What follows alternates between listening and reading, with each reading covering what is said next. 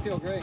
It's a long time coming. 3 Americans who were held prisoner in Russia are now back home. We have reaction from one of their brothers here in San Diego. It means I'm watching you. How police are using technology to deter prostitution. Everybody's in a hurry. Everything's too fast. California has the most confrontational drivers. How to avoid that road rage. It's been a while.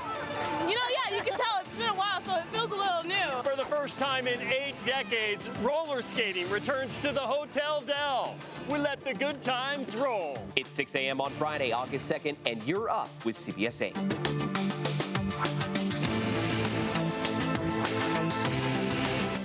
Well, good morning, and thank you so much for joining us here on this Friday. It is finally Friday here at 6 a.m. I'm Chris Grau. And I'm Neda Iranpour. And did you notice the lightning yesterday? Yeah. Hearing that thunder?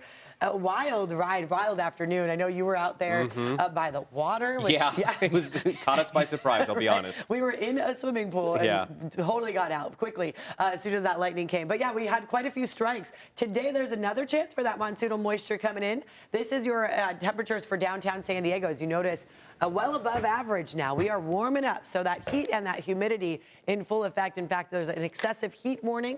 We'll tell you all about that coming up in your full forecast.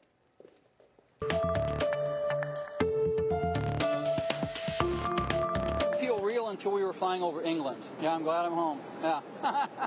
I'm never going back there again. Wow.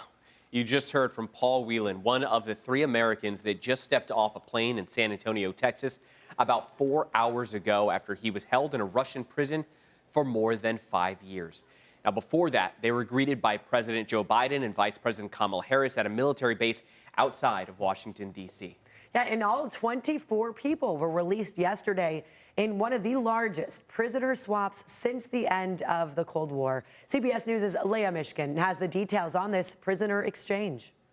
A historic and emotional homecoming. 3 Americans, Marine veteran Paul Whelan, Wall Street Journal reporter Evan Gershkovich, and radio journalist Alsu Kormasheva all reunited with their families on U.S. soil following their release from Russian custody. I feel great. It's a long time coming. Yeah. So I'm glad to be back. 16 prisoners were released from Russia in the deal, including U.S. permanent resident and Pulitzer Prize-winning writer Vladimir Kara-Murza, an outspoken Kremlin critic who is serving 25 years on charges of treason. 8 prisoners were returned to Russia. Among them was convicted murderer Vadim Krasikov, who was serving a life sentence in Germany. Russian nationals were also released from the U.S., Slovenia, Poland, and Norway. I asked them to do some things that were against their immediate self-interest, and really very difficult for them to do, particularly Germany and Slovenia. This is just an extraordinary testament to the importance of having a president who understands the power of diplomacy. Earlier yesterday, the families of the released prisoners were at the White House. It is unbelievable because we didn't expect this to happen. The Biden administration is facing some criticism that the exchange could embolden Russian President Vladimir Putin to arrest more Americans. I don't buy this idea that you're gonna let these people rot in jail because other people may be captured. The 3 freed Americans will now undergo medical treatment in San Antonio as they adjust to life back home. Leah Mishkin, CBS News. Now, in the past 3 years, the Biden administration has secured the release of more than 60 hostages or wrongfully detained people. That includes basketball star and U.S. Olympian Brittany Griner. In a statement yesterday, she said every American returned is a win. But right now, there are still several other Americans being held in Russia who were not a part of yesterday's prisoner exchange. This morning, we also have local reaction to this historic prisoner swap.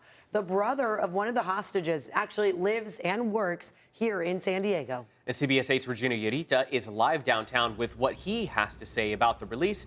And Regina, you also have reaction from a local expert on sort of, again, this act of prisoner swapping. Regina, what are you hearing? Yeah, that's correct. Good morning, Chris and Neda. I can tell you that Paul Whelan's brother, David, lives here in San Diego. He's a law librarian. He had been advocating for his brother's release, conducting interviews, releasing statements, putting pressure on the U.S. government, and keeping up with the Russian press, all in a bid to release his brother. So getting that call that his brother was coming home is a huge deal. Yesterday, he released a 4-page statement thanking everyone who helped free Paul, saying saying in part, quote, while Paul was wrongfully imprisoned in Russia, he lost his home, he lost his job. They're unsure how someone overcomes these losses and rejoins society after being a hostage, but that this, his brother, his Paul's story is he will tell it, and he will tell it when he is able. Now you can see a video of Paul Whelan boarding an airplane following his release from a Russian prison. The former Marine was arrested while visiting Moscow for a wedding. He was then convicted and sentenced to 16 years for espionage. We talked to Dr. Darren Q, Dean of University of San Diego's Joanne B. Kroc School of Peace Studies. He tells us this swap has various implications. Certainly argue that this has provided Russia with a useful pawn that it can move on the chessboard. Now that it's given that pawn away, it creates an incentive for it to take more high-profile political prisoners and to trade them off in some sort of deal in the future. And Dr. Q also brought up a larger conversation of whether there is a diplomatic conversation surrounding the U.S. Trying to negotiate a ceasefire in Ukraine. That's latest here in downtown. Regina Yorita, CBS 8. Regina, thank you so much for that. And now this just in, the U.S. labor market cooled off significantly in July, adding just 114,000 jobs. The unemployment rate went up to now 4.3%. from 4.1%. We're going to see how the markets react to the jobs report later on this hour. And this morning, police in National City are turning to technology to try to put a stop to prostitution. You can see some of the cameras there. And this is what they're using. While dozens of arrests were made earlier this year in a sex trafficking crackdown in National City and San Diego, the problem continues to plague both cities. So National City Police are now using this video surveillance tower to try to crack down. Marissa Ugarte of the Bilateral Safety Corridor Coalition, dedicated to fighting sex trafficking, is a passionate supporter of this move. It means I'm watching you. And to me, that's very important from the buyer's point of view, because they're going to get their license plates no matter what. And we're going to get the visual of the pimps on those streets. Ugarte says she'd like the city of San Diego to try a similar strategy to help combat prostitution in hotspots like in Barrio Logan. And right now, COVID cases are on the rise in San Diego. That's according to the latest update from the county's COVID tracker. The county's positivity rate hit 20.5% last week. This does not include unreported at-home tests. The county's rate has slowly been rising since the start of June. Right now, the county is urging you to go get tested if you are feeling symptoms.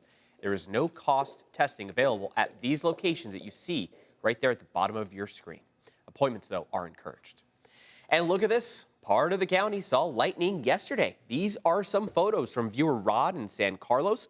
And I didn't have a chance to snap a picture because lightning strikes so quickly, but we saw it from the Miramar Reservoir. And the sort of lesson that we learned growing up in Florida was that if you see lightning, count how many seconds till you hear the thunderclap, and then that's how far you know it is away. So it's about 10, 12 miles away, but still pretty jarring to see lightning at this time of the year. It's the things Floridians learn that we never learned in school. I learned in meteorology school, but that was it. I also asked you about a Thor guard, and you were like, a what? What?